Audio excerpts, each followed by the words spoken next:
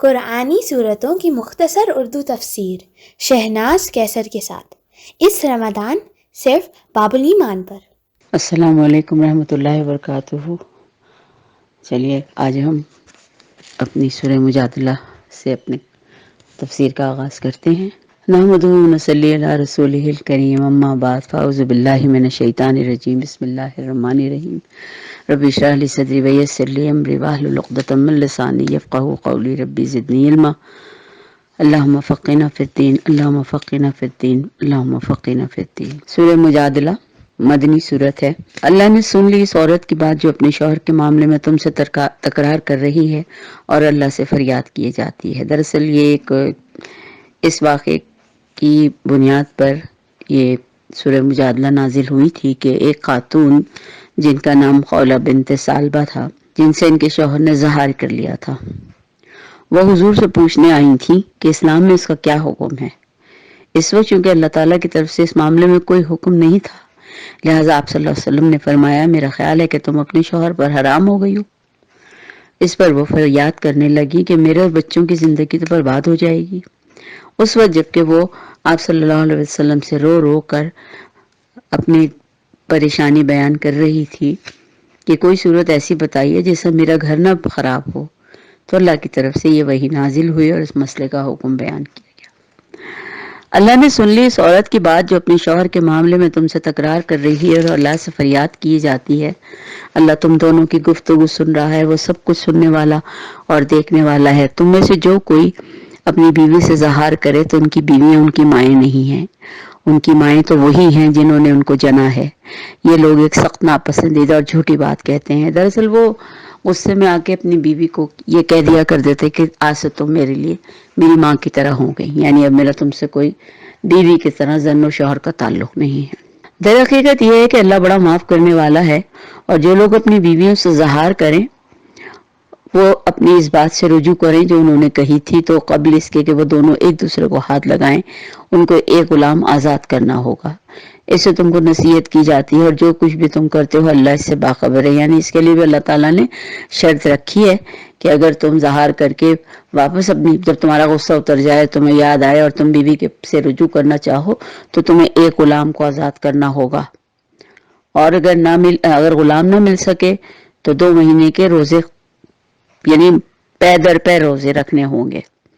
یعنی اگر ایک روزہ چھوٹ گیا، جیسے مثلا کسی نے شروع کیا، کوئی چھوٹ گیا، 5 روزے ہوئے، لیکن جب کسی وجہ سے روزے چھوٹ گئے تو پھر دوبارہ سے رکھنے ہوں گے، اور 2 مہینے کے روزے یعنی کہ 60 روزے، قبل اس کے کہ دونوں ایک دوسرے کو ہاتھ لگائیں، اور اگر وہ اس پر بھی قادر نہ ہو تو 60 مسکینوں کو کھانا کھلائے۔ یعنی یہ 3 طریقے بتا دیے۔ یہ حکم اس لیے دیا جا رہا ہے کہ تم اللہ اور اس کے رسول پر ایمان لاؤ۔ اللہ کی مقررہ کردہ حدیں ہیں یہ، اور وہ کافروں کے لیے دردناک سزائیں بھی ہیں۔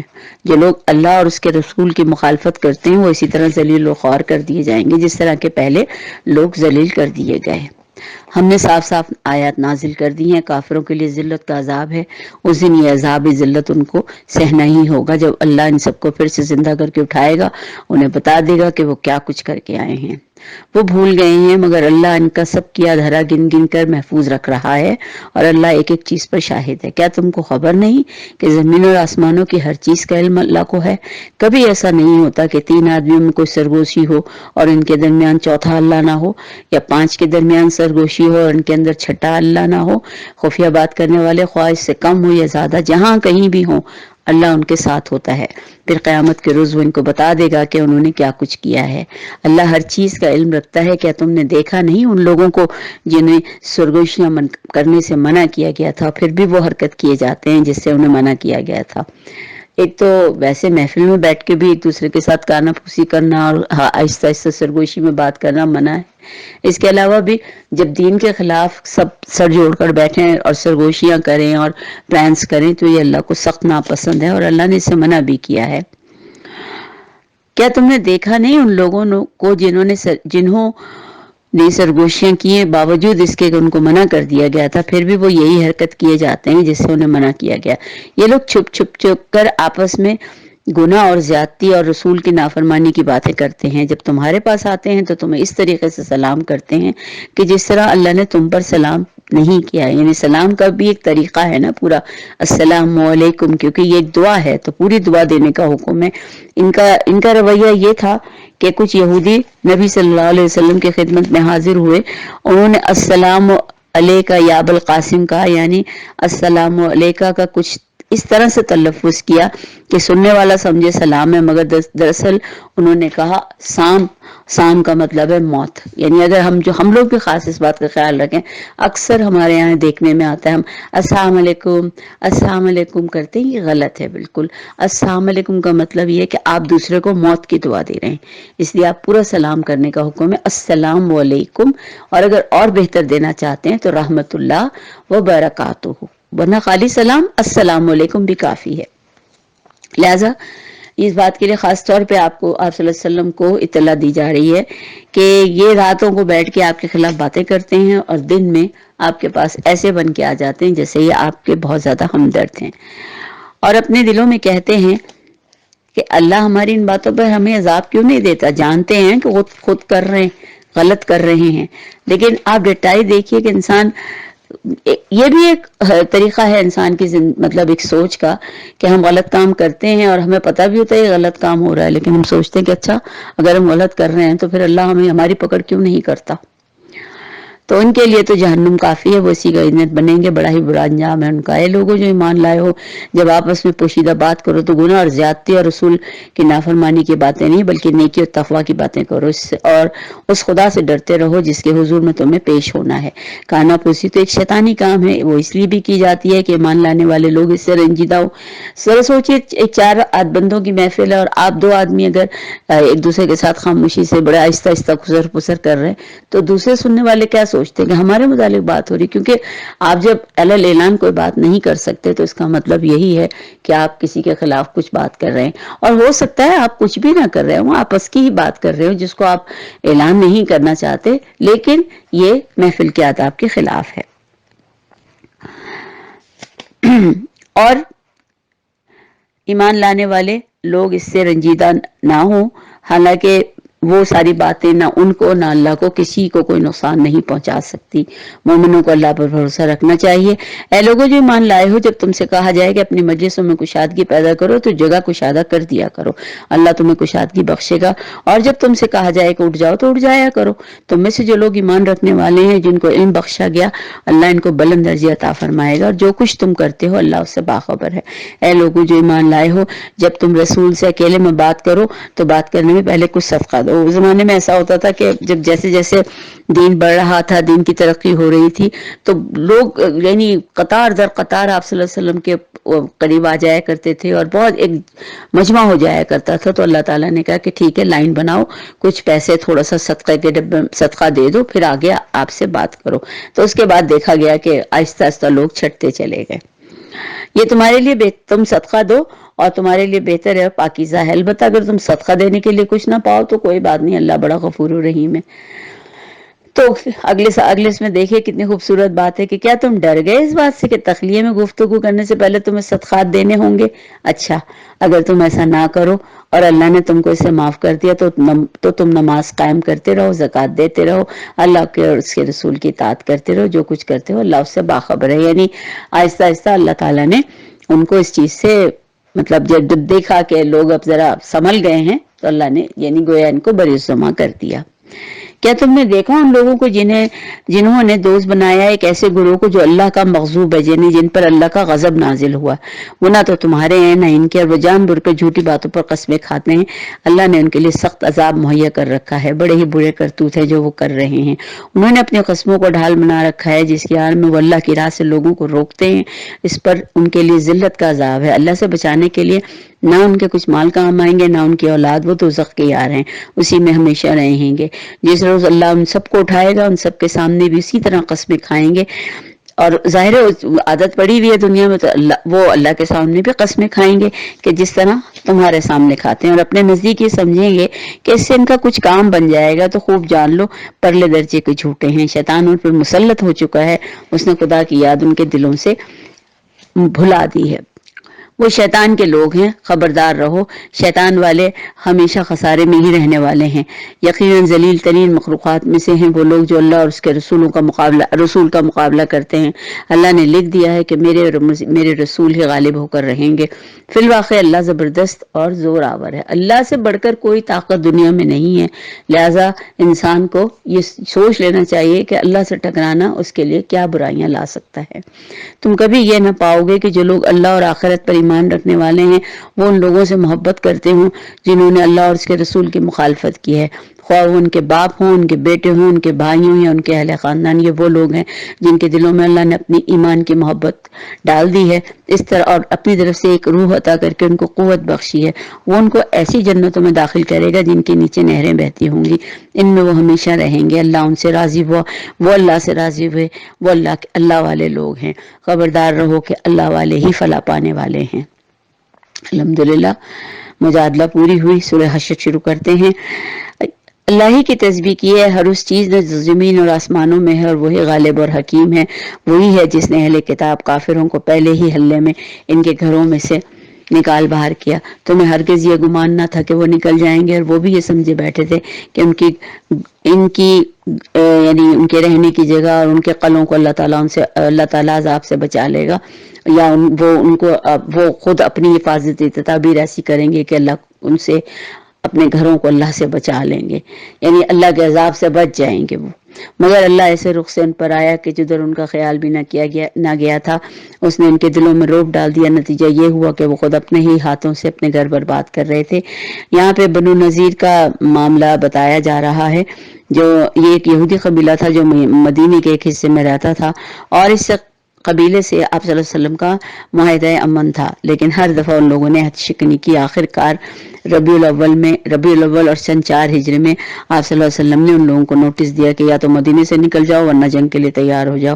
انہوں نے نکلنے سے انکار کر دیا تو آپ نے مسلمانوں کو لشکر لے کر ان پر چڑھائی کی، اور ابھی جنگ کی بھی نوبت نہ آئی تھی کہ وہ جلاوطنی کو قبول کر گئے، اور انہوں نے اس پر آمادگی ظاہر کر دی۔ حالانکہ ان کے قلعے بڑے مضبوط تھے، تعداد بھی مسلمانوں سے کم نہ تھی، اور جنگی سامان بھی بہت تھا، لیکن وہی بات ہے کہ جب اللہ کسی کے دل میں کوئی چیز کروانا چاہتا ہے اور وہ مثبت طریقے سے ڈال دی جاتی ہے تو بس پھر اللہ ہی کے حساب سے کام ہوتا ہے۔ اور اگر اللہ نے ان کے حق میں جلاوطنی نہ لکھ دی ہوتی تو دنیا میں ہی وہ انہیں عذاب دے ڈالتا، اور آخرت میں تو ان کے لیے دوزخ کا عذاب ہے ہی۔ یہ سب کچھ اس لیے ہوا کہ انہوں نے اللہ اور اس کے رسول کا مقابلہ کیا، اور جو بھی اللہ کا مقابلہ کرے اللہ اس کو سزا دینے میں بہت سخت ہے۔ تم لوگوں نے کھجور کے جو درخت کاٹے یا جن کو تم نے اپنی جڑوں پر کھڑا رہنے دیا ہے، سب کچھ اللہ کے اذن سے تھا۔ اور سب سے بڑی بات یہ کہ ان کے مطلب بہت بڑے بڑے کھجوروں کے باغات تھے، انہیں کاٹ کاٹ کے پھینک رہے تھے، اور اس کے علاوہ ظاہر مسلمانوں نے جو حملہ کیا تھا وہ بھی کاٹ رہے تھے۔ تو اللہ تعالیٰ یہ کہہ رہے ہیں کہ تم نے کاٹے یا تم نے جن کو جڑوں پہ رہنے دیا، وہ ہر کام اللہ کے اذن سے ہوتا ہے۔ اور ہمیں یہ اس بات کا بالکل ایسے یقین ہونا چاہیے کہ جیسے ہم سانس لیتے ہیں اور سانس کے بغیر مر جائیں گے، تو ہمیں پتہ ہے کہ اگر ہم نے سانس نہ لی تو ہم مر جائیں گے، کہ دنیا کا کوئی کام اللہ کے اذن کے بغیر نہیں ہوتا، چاہے وہ اچھا کام ہو چاہے وہ برا کام ہو۔ مثال کے طور پر کبھی کوئی کام ہوتے ہوتے رک جاتا ہے، ہمارے دل میں ایک دم رنجیدہ ہو جاتا ہے کہ اللہ ہو جاتا تو اچھا تھا، بھی کوئی کامیابی ملتے ملتے رہ جاتی ہے، نہیں، اس کا وقت مقرر ہے۔ وہ اگر آپ کے حصے کی ہے تو وہ ضرور آپ کے حصے میں آئے گی، اس بات کا ہمیں مکمل ایمان ہونا چاہیے۔ اور یہ اللہ نے اذن اس لیے دیا تھا کہ ان فاسقوں کو ذلیل و خوار کر دے، اور جو مال اللہ نے ان کے قبضے سے نکال کر رسول اللہ صلی اللہ علیہ وسلم کی طرف دے دیا وہ ایسے مال نہیں ہیں جس پر تم نے اپنے گھوڑے یا اونٹ دوڑائے ہوں، بلکہ اللہ اپنے رسولوں کو جس پر چاہتا ہے تسلط عطا فرما دیتا ہے، کیونکہ یہاں جنگ تو ہوئی نہیں تھی، کسی قسم کا کوئی ایسا جہاد بھی نہیں ہوا تھا، تو یہ تو بالکل خاموشی سے ایک پورے کا پورا مال غنیمت ہاتھ آ گیا تھا۔ تو اللہ کہتا ہے کہ یہ اللہ کے اذن سے ہے، اور اللہ اپنے رسول کی مدد کرتا ہے، اور اللہ ہر چیز پر قادر ہے۔ جو کچھ بھی اللہ کی بستیوں کے لوگوں نے آپ صلی اللہ علیہ وسلم کے ساتھ کیا، اور اللہ اللہ کی جو ایک خاص مشیت ہے کہ وہ اپنے رسول کو جو بھی پلٹا دے یا اپنے رسول کو جو کچھ بھی دے دے، تو وہ اللہ اور اس کے رسول اور یہ رشتہ داروں، یتامہ، مساکین اور مسافروں کے لیے ہے، تاکہ وہ تمہارے مالداروں ہی کے درمیان گردش نہ کرتا رہے۔ یعنی جب بھی مال غنیمت یا کوئی ایسی، خاص طور پہ مال غنیمت کا تو یہ کہا جاتا ہے نا کہ جو بھی مال لڑائی جھگڑے اور جنگ سے حاصل ہوتا ہے اس کو تو اللہ تعالیٰ ظاہر سب کے درمیان ہی تقسیم کرتا ہے، تو اس میں جو لوگ جنگ میں حصہ لیتے ہیں وہ بھی اس میں شامل ہوتے ہیں۔ لیکن جب ایسے موقع پہ کہ جب جنگ وغیرہ کچھ نہ ہوئی ہو اور پھر کوئی مطلب کسی قسم کا کچھ نہیں اور وہ بغیر کسی لڑائی کے مطلب اسلامی حکومت کے قبضے میں آ جائیں، تو پھر اللہ نے اس میں بتا دیا کہ اس طرح کے جو مطلب جو بھی خزانے، دولت یا جانور یا زمینیں جو کچھ بھی آئیں اور ان کو اللہ تعالیٰ بغیر کسی یعنی خون خرابے کے جو چیزیں جہاں پائی جاتی ہیں وہ ان کو ویسے ہی مل جائیں، تو یہ پھر اللہ تعالیٰ کی طرف سے خاص اس کا نام دیا گیا ہے، جس کا نام ہے قانون فے، اور جس میں جو اموال یعنی لڑائی کے بغیر کافروں سے یا دشمنوں سے ملیں، وہ سارے کے سارے آپ صلی اللہ علیہ وسلم، اللہ اور اس کے آپ صلی اللہ علیہ وسلم کے رشتہ دار، یتیموں اور مسکینوں اور مسافروں کے لیے ہیں، تاکہ مالداروں کا مال ایک ہی جگہ نہ جمع ہو جائے بلکہ گردش کرتا رہے، یعنی کہ سب کو بانٹنے کا حکم ہے اس میں۔ اور لیکن یہ جیسے مال غنیمت میں تو یہ ہوتا ہے نا کہ جو لوگ جنگ میں حصہ لیتے ہیں وہ اس بات کی پوری امید رکھتے ہیں کہ ہمارا حصہ اتنا ہوگا یا اتنا ہمیں ملے گا یا جو بھی رسول اللہ صلی اللہ علیہ وسلم دیں گے، لیکن مال فے میں ایسی کوئی بات نہیں ہے۔ مال فے کا جو ہے نا طریقہ کہ پہلے وہ اللہ اور اس کے رسول اور اس کے رشتہ داروں میں اور یتیموں میں، اور پھر جن کے لیے بھی اللہ تعالیٰ نے بتایا ان میں پہلے دیا جائے گا، اور جو کچھ رسول تمہیں دیں وہ لے لو، اور جس چیز سے وہ تم کو روک دیں روک جاؤ۔ یعنی اللہ تعالیٰ خاص طور پہ بتا رہا ہے کہ آپ صلی اللہ علیہ وسلم جس چیز کو مال کے طور پر دیں یا نصیحت کے طور پر دیں، ہمیں وہ فوراً لے لینی چاہیے، اور جس سے بھی ہمیں وہ روک دیں ہمیں اس سے روک جانا چاہیے۔ یعنی اللہ آپ صلی اللہ علیہ وسلم، یہ بات ہمیشہ یاد رکھنے والی ہے کہ آپ صلی اللہ علیہ وسلم کا کوئی فعل اللہ کے اذن کے بغیر نہیں ہوتا تھا، لہذا اگر آپ صلی اللہ علیہ وسلم کی کوئی سنت، کوئی حدیث ہماری نظر کے سامنے سے گزرے جو مدلل ہو اور اس کے ساتھ دلیل دی گئی ہے تو اس کو بلا تعامل ہمیں قبول کر لینا چاہیے۔ اللہ سے ڈرو، اللہ سخت سزا دینے والا ہے۔ نیز وہ مال جو ان غریب مہاجرین کے لیے ہے جو اپنے گھروں جائیدادوں سے نکال دیے گئے، یہ لوگ اللہ کا فضل اور اس کی خوشنودی چاہتے ہیں اور اللہ اور اس کے رسول کی حمایت پر کمر بستہ رہتے ہیں، تو یہی راز باز لوگ ہیں۔ اور وہ ان لوگوں کے لیے بھی ہے جو ان مہاجرین کی آمد سے پہلے ہی ایمان لا کر دار الہجرت میں مقیم تھے، یعنی جو لوگ مدینے میں پہلے سے موجود تھے، اور ان کے پر بھی اس کے لیے پورا یعنی مال فے جو مل رہا ہے اس میں ظاہر ہے کہ جب سب کو کہہ دیا گیا ہے تو اس کا مطلب یہ کہ آپ صلی اللہ علیہ وسلم اس کو ڈسٹریبیوٹ کر دیں اور جتنا جس کو چاہیں دے دیں۔ اس موقع پہ شاید یہ ایک تاریخ، یہ بھی ایک واقعہ ہے کہ آپ صلی اللہ علیہ وسلم نے جو لوگ مدینے کے جو لوگ پہلے سے ہی مہاجر تھے اور جو وہاں مدینے کے انصار تھے، لیکن وہ لوگ پہلے سے وہاں رہتے تھے اور کافی حد تک غربت بھی تھی ان کے پاس، تو آپ صلی اللہ علیہ وسلم نے ان کو کچھ زیادہ دیا، تو جو لوگ مہاجر تھے مکے سے آئے تھے ان لوگوں کو جیسے ایک لمحے کو تھوڑا سا ہوا، تو انہوں نے مطلب جیسے اس چیز کا تھوڑا سا دل ان کا محسوس کے رہ گئے وہ کہ بھئی ہم لوگ زیادہ مشکل میں ہیں، ہمیں ملنا چاہیے، لیکن آپ صلی اللہ علیہ وسلم کی حکمت جو ہوتی ہے وہ اللہ کی حکمت ہوتی ہے، تو یہی کہا گیا کہ یہ لوگ باوجود مدینے کے انصار، باوجود اس کے کہ ان کے پاس وسائل کم تھے، لیکن پھر بھی انہوں نے مکے سے آنے والے مہاجروں کی پوری مدد کی، تو ایک طرح سے ان کو یہ ایک مطلب اس چیز کو قبول کیا گیا تھا اور ان کو ایک اہمیت دی گئی تھی کہ اللہ کی نظر میں ان کی اہمیت ہے، لہٰذا ان کو اس موقع پر تھوڑا سا زیادہ نوازا گیا۔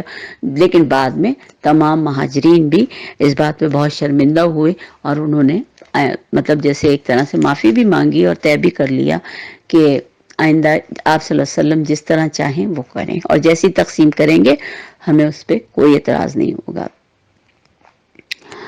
اچھا، اس کے بعد جو خاص طور پہ جو بات یہ ہے کہ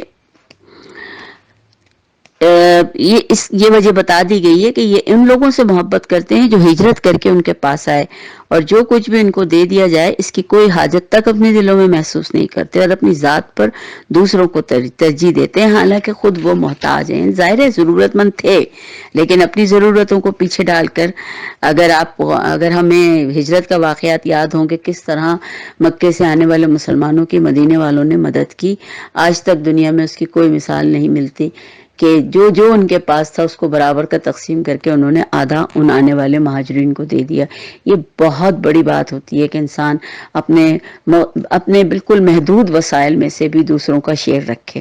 اللہ تعالی ہمیں بھی اس کی توفیق دے کہ ہم بھی ایک دوسرے کے ساتھ مل بانٹ کے دوسروں کی تکلیف کو محسوس کر کے زندگی گزارنا سیکھیں، اور یہ سیکھیں کہ کس طرح سے اللہ تعالیٰ نے ہمیں ایک دوسرے کے ساتھ مل کے رہنے کا حکم دیا ہے۔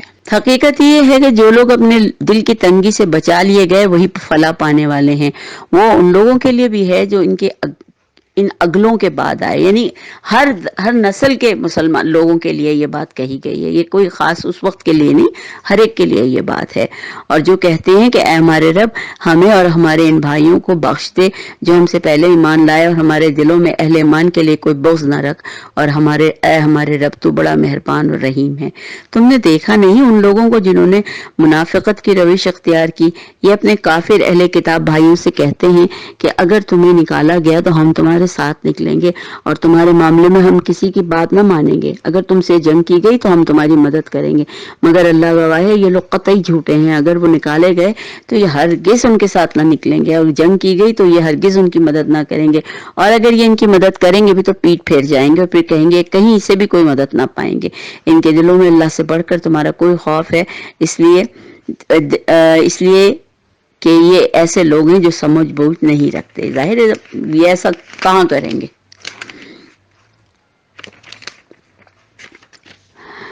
یہ کبھی اکٹھے ہو کر میدان جنگ میں تمہارا مقابلہ نہ کریں گے، اور لڑیں گے بھی تو قلعہ بند بستیوں میں بیٹھ کر یا دیواروں کے پیچھے چھپ کر کریں گے۔ یہ آپس کی مخالفت میں بڑے سخت ہیں، تم انہیں اکٹھا سمجھتے ہو مگر ان کے دل ایک دوسرے سے پھٹے ہوئے ہیں۔ یعنی کہ یہودی اور عیسائی یا مشرکین جو ہیں وہ بھی سب ایک دوسرے کے دشمن ہی ہیں دلی طور پر، کوئی کسی کو اندر سے پسند نہیں کرتا، مگر ہاں جب مسلمانوں کے خلاف کوئی بات کھڑی ہوتی تو فوراً ایک الائنس بنا دیتے ہیں، اور اتنے ایسے ہو جاتے ہیں کہ جیسے ان سے زیادہ قریب ایک دوسرے کے کوئی نہیں ہے۔ یہ ان کا حال ہے کہ یہ بے عقل لوگ ہیں، یہ انہی لوگوں کی مانند ہے جو ان سے تھوڑی ہی مدت پہلے اپنے کیے گا مزہ چکھ چکے۔ ان کے لیے دردناک عذاب ہے۔ ان کی مثال شیطان کی سی ہے کہ پہلے وہ انسان سے کہتا ہے کہ کفر کر، اور جب انسان کفر کر بیٹھتا ہے تو کہتا ہے میں تو تجھ سے بری ذمہ ہوں، مجھے تو رب العالمین سے بہت ڈر لگتا ہے۔ پھر دونوں کا انجام یہ ہونا ہے کہ ہمیشہ کے لیے جہنم میں جائیں گے، اور ظالموں کی یہی سزا ہے۔ اے لوگوں جو ایمان لائے ہو اللہ سے ڈرو، اور ہر شخص یہ دیکھے کہ اسے کل کے لیے اس نے کیا کرنا ہے، اور وہ کل اپنا کیا سامان لے کے جائے گا۔ اللہ سے ڈرتے رہو، اللہ یقیناً تمہارے سب اعمال سے باخبر ہے جو تم کرتے ہو۔ ان لوگوں کی طرح نہ ہو جانا جو اللہ کو بھول گئے تو اللہ نے خود انہیں اپنا نفس بھلا دیا، یہی لوگ فاسق ہیں۔ اللہ تعالیٰ کہتا ہے نا کہ جب تم مجھے بھول جاؤ گے تو میں تم اپنا آپ ہی بھلا دوں گا۔ اپنا آپ بھولنے سے مطلب یہی ہے نا کہ ہم یہی بھول جاتے ہیں کہ ہم اپنے فیوچر کے لیے کیا انویسٹمنٹ کر رہے ہیں، یا ہم اس دائمی زندگی کے لیے کیا انویسٹمنٹ کرتے ہیں، تو گویا ہم اپنے آپ کو ہی بھول گئے نا، اور یہی لوگ فاسق ہیں۔ دوزخ میں جانے والے اور جنت میں جانے والے کبھی یکساں نہیں ہوتے، جنت میں جانے والے ہی اصل کامیاب لوگ ہیں۔ اگر ہم نے یہ قرآن کسی پہاڑ پر اتار دیا ہوتا تو تم دیکھتے کہ وہ اللہ کے خوف سے دبا جا رہا ہے اور پھٹا پڑتا ہے۔ یہ مثالیں ہم لوگوں کے سامنے اس لیے بیان کرتے ہیں کہ وہ اپنی حالت پر غور کریں اور اپنے آنے والے وقت کے لیے کچھ سوچ لیں کیا کر رہے ہیں۔ وہ اللہ ہی ہے جس کے سوا کوئی معبود نہیں، غائب اور ظاہر ہر چیز کا جاننے والا وہی رحمان اور رحیم ہے۔ وہ اللہ ہی ہے جس کے سوا کوئی معبود نہیں، وہ بادشاہ ہے نہایت مقدس، سراسر سلامتی اور امن دینے والا، نگہبان، سب پر غالب، اپنا حکم بزور نافذ کرنے والا، بڑا ہی ہو کر رہنے والا۔ پاک ہے اللہ اس شرک سے جو لوگ اس کی ذات کے لیے کر رہے ہیں۔ وہ اللہ ہی ہے جو تخلیق کا منصوبہ بنانے والا، اس کو نافذ کرنے والا، اس کے مطابق صورت گری کرنے والا ہے۔ یہ اس کے بہترین نام ہے جو آسمانوں اور زمین اور آسمانوں میں اور زمین میں ہے، اور جو چیز بھی آسمان اور زمین میں ہے وہ اس کے لیے تسبیح کر رہی ہے۔ السلام علیکم رحمۃ اللہ وبرکاتہ۔ اعوذ باللہ من الشیطان الرجیم، بسم اللہ الرحمن الرحیم۔ چلیے سورہ ممتحنہ شروع کرتے ہیں۔ یہ بھی مدنی سورت ہے۔ اے لوگوں جو ایمان لائے ہو، اگر تم میری راہ میں جہاد کرنے کے لیے اور میری رضا کے لیے وطن چھوڑ کر گھروں سے نکلے ہو تو میرے اور اپنے دشمنوں کو اپنا دوست نہ بناؤ۔ تم ان کے ساتھ دوستی کرتے ہو، حالانکہ جو حق تمہارے پاس آیا ہے وہ اس کو ماننے سے انکار کرتے ہیں، اور ان کی روش یہ ہے کہ رسول اور خود تم کو صرف اس قصور پر جلا وطن کرتے ہیں کہ تم اپنے رب اور اللہ پر ایمان لائے ہو۔ تم چھپا کر ان کو دوستانہ پیغام بھیجتے ہو، حالانکہ جو کچھ بھی تم چھپا کر کرتے ہو، جو اعلانیہ کرتے ہو، اللہ تعالیٰ سب کچھ جانتا ہے۔ اور جو شخص بھی تم میں سے ایسا کرے گا وہ یقیناً راہ راستے بھٹک گیا۔ اور اسی لیے خاص طور پہ ویسے ہمیں بھی اس بات کا ہی حکم دیا گیا ہے کہ ہم خاص طور پہ جب ہم اسلام میں ہوں تو اسلام میں ہمیں اس بات کا حکم نہیں دیا گیا کہ ہم دوسرے خاص طور پہ جو لوگ اسلام سے ہٹے ہوئے ان کو دوست بنائیں۔ ویسے ان آیات کے لیے خاص طور پہ خاص بیک گراؤنڈ یہ تھا، ان آیت کا نزول اس وقت ہوا تھا کہ جب مشرکین مکہ کے نام حضرت حاطب بن ابی بلتا کا ایک خط پکڑا گیا تھا، جس میں انہوں نے قبل از وقت دشمنوں کو مطلع کر دیا تھا کہ آپ صلی اللہ علیہ وسلم مکے پر چڑھائی کرنے والے ہیں۔ چونکہ حضرت حاطب نے یہ کام کیا تھا، اور یہ کام اس لیے کیا تھا کہ ان کے اہل و عیال مکہ میں تھے، اور تاکہ جب یہ ان کا خیال یہ تھا کہ اگر میں دشمنوں کو پہلے سے اس بات پر مطلع کر دوں گا تو میرے خاندان کا وہ خاص خیال رکھیں گے۔ اور تو یہی بات کہی گئی ہے کہ تم نے جس اولاد کو بچانے کے لیے سارا کام کیا وہ آخرت میں تمہارے کام آنے والی نہیں ہے، یعنی سب تعلق دنیا کے جو ہیں وہ دنیا میں ہی ختم کر دیے جائیں گے۔ وہاں ہر شخص اپنی ذاتی حیثیت سے ہی پیش ہوگا اور اس کو اپنا جواب دینا ہوگا۔ تو لہٰذا دنیا میں کسی بھی شخص کے خاطر، کسی رشتے کے خاطر اللہ تعالیٰ کے خلاف کسی جتھا بندی میں شریک نہیں ہونا چاہیے، کیونکہ اس کی ذمہ داری اور اس کی ایک ذمہ داری ہم پر ہوگی اور ہم ہی اس گناہ کو بخشیں گے۔ تو لہٰذا یہ اس کا بیک گراؤنڈ تھا جس پہ کہ یہ آیات اتری تھی، اور ان میں خاص طور پہ یہی بات بتائی گئی تھی۔ اور سب سے بڑی بات یہ کہ یہ ایک طرح سے مسلمانوں کے خلاف مخبری تھی، تو لہٰذا اللہ کو یہ چیز ناپسند آئی۔ تم لوگوں کے لیے ابراہیم اور اس کے ساتھیوں میں ایک اچھا نمونہ ہے کہ انہوں نے اپنی قوم سے صاف کہہ دیا تھا کہ ہم تم سے اور تمہارے ان معبودوں سے جن کو تم خدا کو چھوڑ کر پوچھتے ہیں قطعی بیزار ہیں۔ ہم نے تم سے کفر کیا اور تمہارے درمیان ہمیشہ کے لیے دعوت ہو گئی، اور جب تک تم اللہ واحد پر ایمان نہ لاؤ۔ مگر ابراہیم کا اپنے باپ سے یہ کہنا کہ وہ اس سے مستثنا ہے کہ میں آپ کے لیے مغفرت کی درخواست کروں گا، یہ کہنا کہ میں آپ کے دین سے مستثنا ہوں لیکن میں آپ کے لیے مغفرت کی دعا کروں گا، اور اللہ سے آپ کے لیے کچھ حاصل کرنا میرے بس میں نہیں ہے، یعنی میں دعائی کر سکتا ہوں، اس کے علاوہ میں کچھ نہیں کر سکتا، جو اللہ چاہے وہ اللہ چاہے گا۔ اور ابراہیم اور اصحاب ابراہیم کی دعا یہ تھی کہ اے ہمارے رب، تیرے ہی اوپر ہم نے بھروسہ کیا اور تیری طرف ہم نے رجوع کر لیا اور تیرے ہی حضور ہمیں پلٹنا ہے۔ اے ہمارے رب، ہمیں کافروں کے لیے فتنہ نہ بنا، اور اے ہمارے رب، ہمارے قصوروں سے درگزر فرما، بے شک تو ہی زبردست اور دانا ہے۔ انہی لوگوں کے طرز عمل میں تمہارے لیے ہر اس شخص کے لیے اچھا نمونہ ہے جو اللہ اور روز آخر کا امیدوار ہے۔ اس سے جو کوئی منحرف ہو تو اللہ بے نیاز اور اپنی ذات میں محمود ہے۔ اس سے کوئی بعید نہیں کہ اللہ کبھی تمہارے اور ان لوگوں کے درمیان محبت ڈال دے جس سے تمہاری آج دشمنی ہے۔ اللہ بڑی قدرت رکھتا ہے اور بہت بڑا غفور الرحیم ہے۔ اللہ تمہیں اس بات سے نہیں روکتا کہ تم ان لوگوں کے ساتھ نیکی اور انصاف کا برتاؤ کرو جنہوں نے دین کے معاملے میں تم سے جنگ نہیں کی اور تمہیں تمہارے گھروں سے نہیں نکالا۔ یعنی اگر دین کے معاملے میں ان کفار یا غیر مشرکین یا یعنی غیر مسلمین جو بھی اگر ہمارے دین کے معاملے میں نہیں پڑھتے اور ہمیں اس کی یعنی اس پر چلنے سے نہیں روکتے اور نہ ہی ہمیں دین کی وجہ سے گھروں سے نکالتے ہیں، یعنی ہمارے ساتھ امن کے ساتھ رہتے ہیں، آشتی کے ساتھ رہتے ہیں، تو ہمیں نہیں چاہیے کہ ہم ان کو کوئی تکلیف دیں یا ہم ان سے کسی قسم کا بغض رکھیں یا ہم ان سے کوئی لڑائی کریں، کیونکہ یہ سارے کام تو اللہ خود فکس کرنے والا ہے۔ اللہ انصاف کرنے والوں کو پسند کرتا ہے۔ انصاف کا تقاضا یہی ہے کہ جب وہ ہم کو نہیں تنگ کر رہے ہیں تو ہم ان کو کیوں تنگ کریں۔ وہ تمہیں جس بات سے روکتا ہے وہ تو یہ ہے کہ تم ان لوگوں سے دوستی کرو جنہوں نے تم سے دین کے معاملے میں جنگ کی ہے اور تمہارے گھروں سے نکالا ہے اور تمہارے اخراج میں ایک دوسرے کی مدد کی ہے. ان سے لوگ دوستی کریں وہی ان سے جو لوگ دوستی کریں وہی ظالم ہیں. یعنی اگر دین کے خلاف جا کے بات ہو رہی ہے اور دین کی یعنی جب دین کی بات آتی ہے تو ہمیں پھر اس صورت میں پہلے اپنے دین کو دیکھنا ہوتا ہے اور اپنے گھروں کو بھی ہم دوسری اہمیت ہی دیتے ہیں. پہلی اہمیت ہمارے پاس دین کی ہونی چاہیے. تو لہٰذا اگر کچھ لوگ ہمیں دین سے روکیں ان لوگوں سے ہمیں ضرور لڑنا بھی چاہیے اور ان کے خلاف بات بھی کرنی چاہیے. اے لوگوں جو ایمان لائے ہو، جب وہ مومن عورتیں ہجرت کر کے تمہارے پاس آئیں تو ان کے مومن ہونے کی جانچ پڑتال کر لو اور ان کے ایمان کی حقیقت تو اللہ ہی بہتر جانتا ہے. دلوں کا حال تو اللہ ہی جانتا ہے. جب تمہیں معلوم ہو جائے کہ وہ مومن ہیں تو انہیں کفار کی طرف واپس نہ کرو. ہجرت کے بعد بہت سی خواتین بعد میں آئیں جو کہ جن کے شوہر اور جن کے بہن باپ بھائی سب مکے میں ہی تھے اور وہ مسلمان بھی نہیں تھے. تو لہٰذا ان عورتوں کے لیے خاص طور پہ حکم دیا گیا ہے کہ اگر پتہ چل جائے کہ ہاں وہ بالکل صحیح مومنہ ہیں تو ان کو واپس نہ بھیجو. نہ وہ کفار کے لیے حلال ہیں نہ کفار ان کے لیے حلال ہیں. اگر مومنہ ہیں تو ظاہر ہے کفار کے لیے بھی حلال نہ رہی وہ. اور ان کے کافر شوہروں نے جو مہر انہیں دیے تھے وہ انہیں دے دو واپس اور ان سے نکاح کر لینے میں تم پر کوئی گناہ نہیں جبکہ تم ان کے مہر ادا کر دو. اور تم خود بھی کافر عورتوں کو اپنے نکاح میں نہ روک کے رکھو. مثلاً یہ کہ شوہر اگر مسلمان ہو گیا اور بیوی کافر ہے تو حکم یہی ہے کہ فوراً طلاق دے دو، ان کو روکے نہ رکھو. اور جو مہر تم نے اپنی کافر بیویوں کو دیے تھے اور وہ تم واپس مانگ لو. اور جو مہر کافروں نے اپنی مسلمان بیویوں کو دیے تھے وہ واپس مانگ لیں. یہ اللہ کا حکم ہے، یعنی دونوں مانگ سکتے ہیں.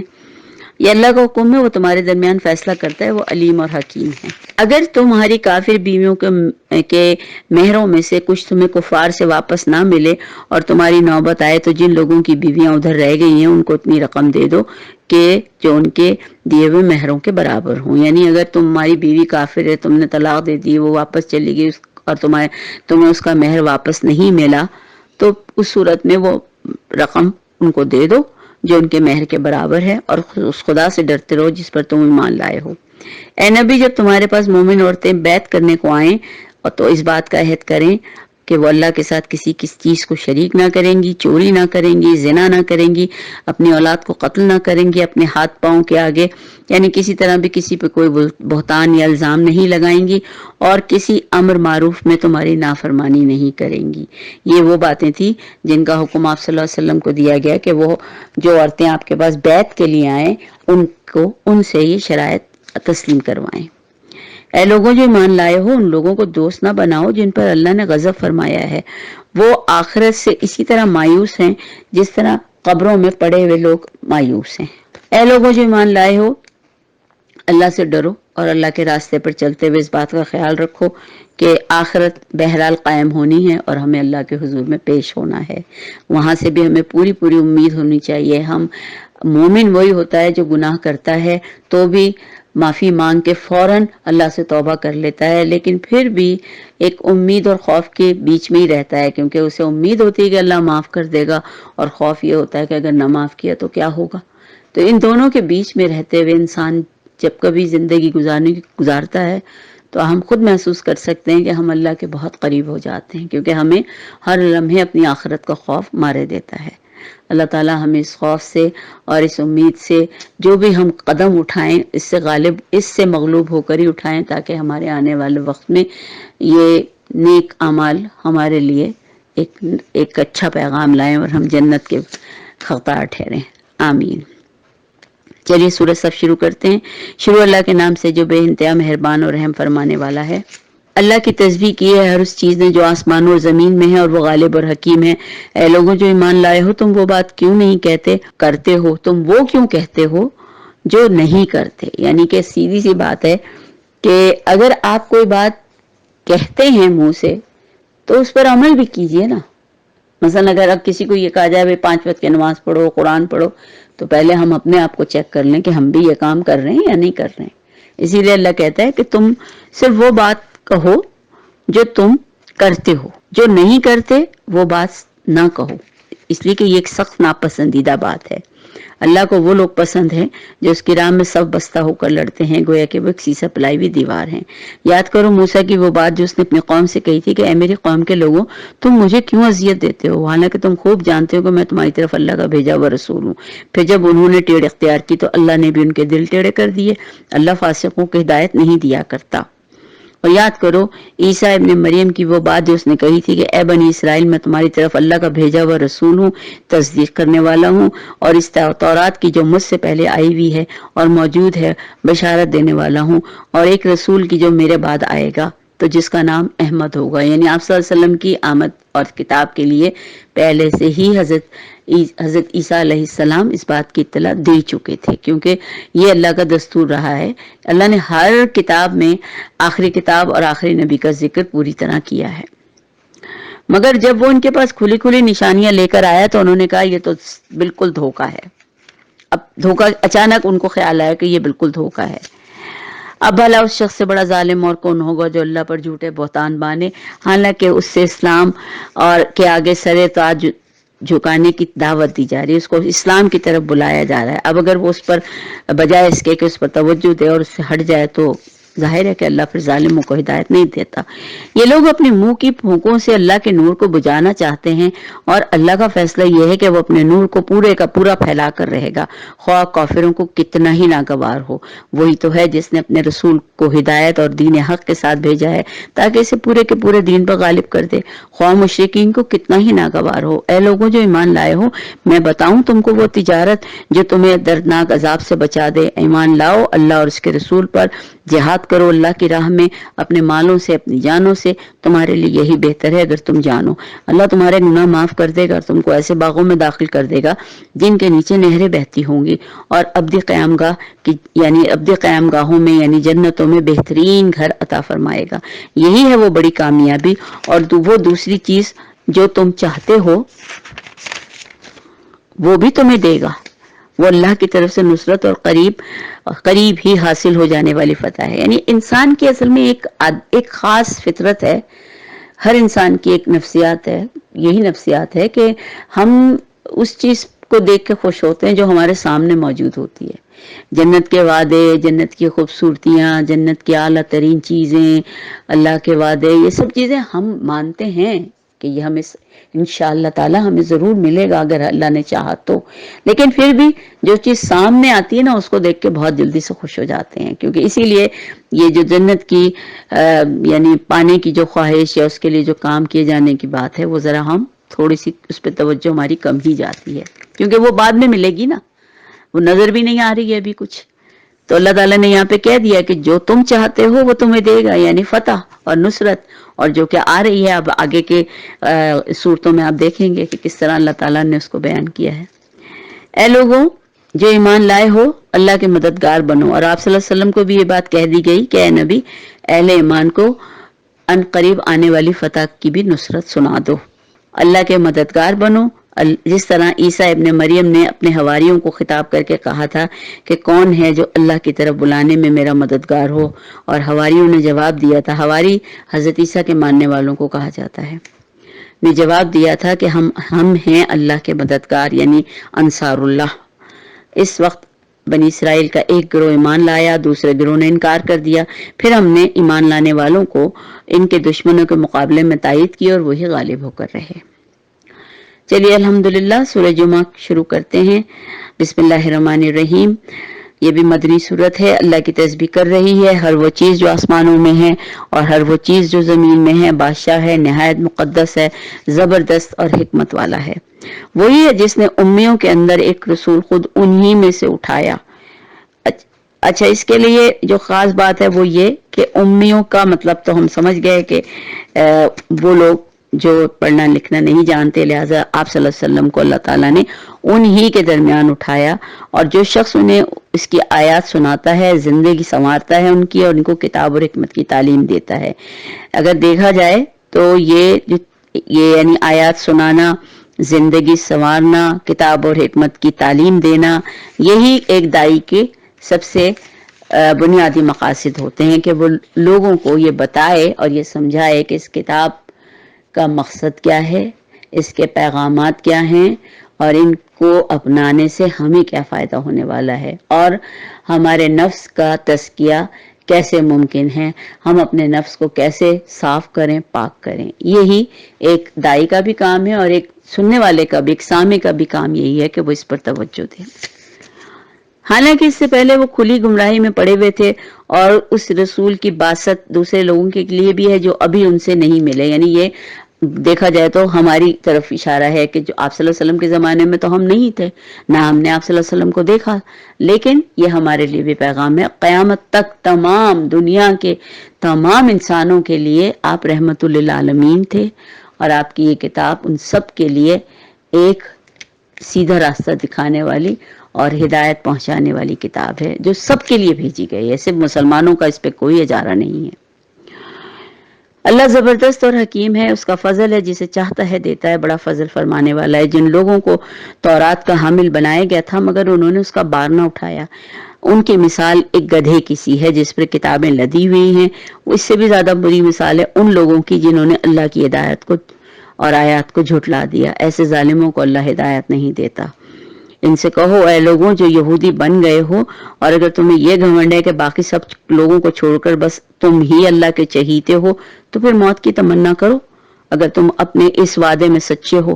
لیکن اگر یہ وعدہ ان سے یہ کہا جائے کہ تم موت کی تمنا کرو تو وہ کبھی بھی اس کی تمنا نہ کریں گے، کیونکہ وہی بات ہے نا، اللہ تعالیٰ تو صاف صاف کہہ رہا ہے کہ اگر تم یہ سمجھتے ہو کہ تم اللہ کے بہت چہیتے ہو، بہت لاڈلے ہو، تو پھر دنیا میں کیوں رہنا چاہتے ہو؟ جنت میں آ جاؤ، جنت میں رہنے لوگوں کو، وہاں تو کچھ تمہارے لیے مسئلہ نہیں ہوگا۔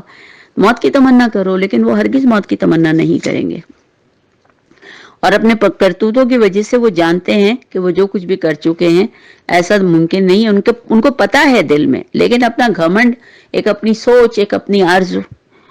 اللہ ان ظالموں کو خوب جانتا ہے، ان سے کہو جس موت سے تم بھاگتے ہو وہ تو تمہیں آ کر رہے گی، ان میں سے ہر کوئی موت سے بہت بھاگتا ہے، پھر تم اس کے سامنے پیش کیے جاؤ گے جو پوشیدہ اور ظاہر کا جاننے والا ہے۔ وہ تمہیں بتا دے گا کہ تم کیا کچھ کرتے رہے ہو۔ اے لوگوں جو ایمان لائے ہو، جب نماز کے لیے، خاص طور پہ جمعے کی نماز کے لیے پکارا جائے تو جمعے کے دن اللہ کے ذکر کی طرف دوڑو۔ ذکر نماز کو بھی کہا گیا ہے، اور خرید و فروخت چھوڑ دو، یہ تمہارے لیے زیادہ بہتر ہے اگر تم سمجھو۔ جب نماز پوری ہو جائے تو زمین میں پھیل جاؤ اور اللہ کا فضل تلاش کرو، اللہ کو کثرت سے یاد کرو، شاید کہ تمہیں فلاح نصیب ہو جائے۔ جب انہوں نے یعنی مدینے کے لوگوں نے ہوا یہ تھا دراصل کہ آپ صلی اللہ علیہ وسلم جمعے کی تیاری میں مصروف تھے مسجد النبوی میں، اور یعنی خطبے کا سلسلہ شروع ہو رہا تھا، بلکہ آپ خطبہ شروع بھی کچھ مفسرین نے کہا ہے کہ خطبہ شروع کر چکے تھے، تو اچانک کیونکہ اس زمانے میں مدینے میں تھوڑا قحط تھا، تو اطلاع آئی کہ اونٹ آ گئے ہیں جو اناج سے بھرے ہوئے ہیں۔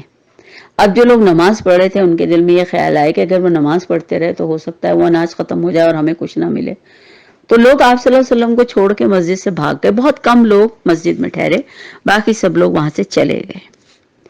تو اللہ تعالیٰ کو اب یہ چیز بڑی بری لگی اور بہت سخت، یعنی ویسے بھی آپ خود دیکھیے نا کہ اگر ہم مطلب یہ چل رہا ہے خطبہ اور اس کو ہم چھوڑ کے چلے جائیں تو پھر یہ تو بالکل ایک زیادتی ہے نا۔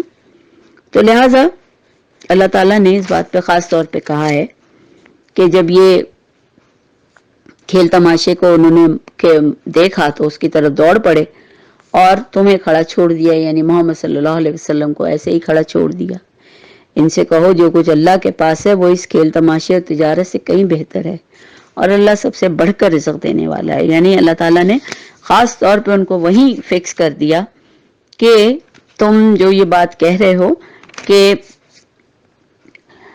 اور کر بھی رہے ہو، یعنی آپ صلی اللہ علیہ وسلم تو اس وقت پورے خطبے میں مصروف ہیں، سننے والے وہاں سے چلے گئے اور وہ بھی جمعے کا خطبہ، تو اللہ نے فوراً ان سے کہا کہ جو کچھ یہاں بیٹھنے سے تمہیں میرے پاس سے مل سکتا تھا وہ اس کھیل تماشے یعنی جس کے لیے تم دوڑے تھے اس سے کہیں بہتر ہے۔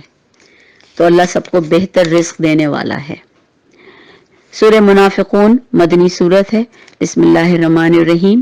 اے نبی جب یہ منافق تمہارے پاس آتے ہیں تو کہتے ہیں کہ ہم دل سے گواہی دیتے ہیں کہ آپ یقیناً اللہ کے رسول ہیں۔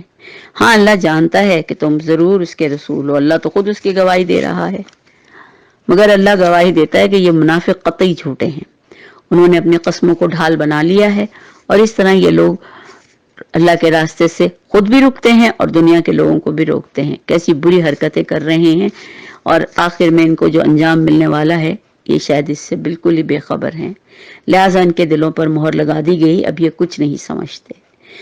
آپ جب اللہ کی طرف سے تھوڑا سا ہٹتے ہیں نا شیطان کی باتوں میں آ کے، تو اللہ کو بھی اس کی کوئی ضرورت نہیں ہے کہ وہ پھر ہم جیسے نافرمانوں کو ہدایت دے. لہٰذا دلوں پہ مہر لگ جاتی ہے.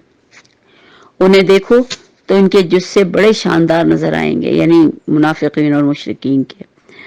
بولے تو تم ان کی باتیں سنتے رہ جاؤ گے، بہترین خطیب، بلا کے خطیب بولنے والے، مگر اصل میں ایسے ہیں کہ گویا لکڑی کے ٹکڑے ہوں جو دیوار کے ساتھ چن کر رکھ دیے گئے ہیں. ہر زور کی آواز کو اپنے خلاف سمجھتے ہیں، یعنی دل میں گھبراتے ہیں. جہاں دیکھا کہ دو آدمی بات کر رہے ہیں تو فوراً ڈر جاتے ہیں کہ یہ ہمارے خلاف بات ہو رہی ہے. حالانکہ وہی بات کہ سرگوشی کرے گا یا کوئی کسی کے لیے خاموشی سے بات کرے گا. یہ ان لوگوں میں تو خاص طور پہ یہ چیز بہت ہوتی ہے. یہ پکے دشمن ہیں، ان سے بچ کر رہو، اللہ کی مار ہو ان پر. یہ کدھر الٹے پھیرے جا رہے ہیں. جب ان سے کہا جاتا ہے کہ آؤ تاکہ اللہ کا رسول تمہارے لیے مغفرت کی دعا کرے، تو سر جھٹکتے ہیں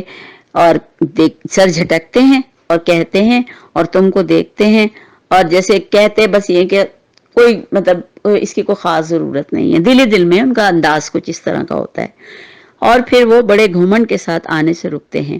اے نبی، تم چاہے ان کے لیے مغفرت کی دعا کرو یا نہ کرو، یہ سب ان کے لیے یکساں ہے. اللہ انہیں ہرگز معاف نہ کرے گا. اللہ فاسق لوگوں کو ہدایت نہیں دیتا.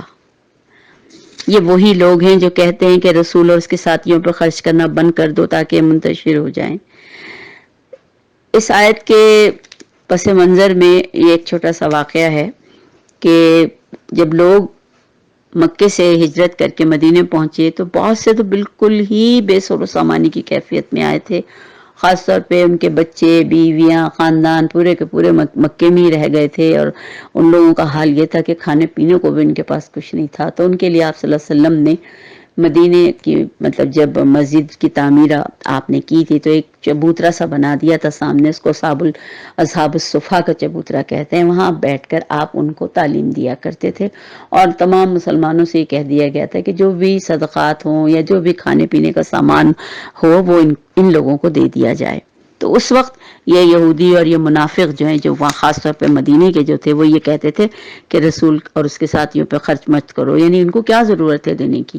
اگر ان کو دیا جانا ہوتا تو اللہ ہی دے دیتا، اور اگر تم ان کو دینا بند کر دو گے تو یہ لوگ خود بخود وہاں سے ہٹ جائیں گے. حالانکہ وہ وہاں کھانے کے لیے نہیں بیٹھے تھے، وہ تو آپ صلی اللہ علیہ وسلم کی ساتھ ہجرت کر کے آئے تھے. ابھی گھروں کا کچھ سلسلہ نہیں تھا، کوئی ایسا کھانے پینے کا سلسلہ نہیں تھا، اور پھر وہ جگہ تھی درس و تدریس کی، اور یہ علم حاصل کرنا چاہتے تھے، اس لیے وہاں بیٹھتے تھے. حالانکہ زمین اور آسمانوں کے خزانوں کا مالک اللہ ہے، مگر یہ منافق اس کو نہیں سمجھتے.